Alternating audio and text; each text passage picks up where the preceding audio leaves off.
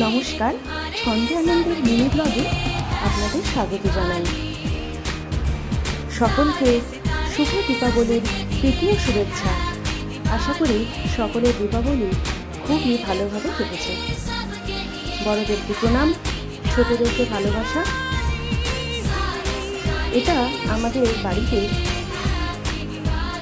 ভূত চতুর্দশীর দিন 14 প্রদীপ জ্বালানো ছবি। যদি আপনাদের ভালো লেগে থাকে তাহলে সকলে ভিডিওটি একটা লাইক কমেন্ট করতে ভুলবেন না।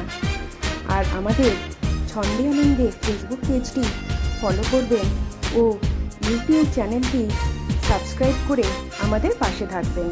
আপনাদের দীপাবলি কেমন কাটলো তা জানাতে ভুলবেন না।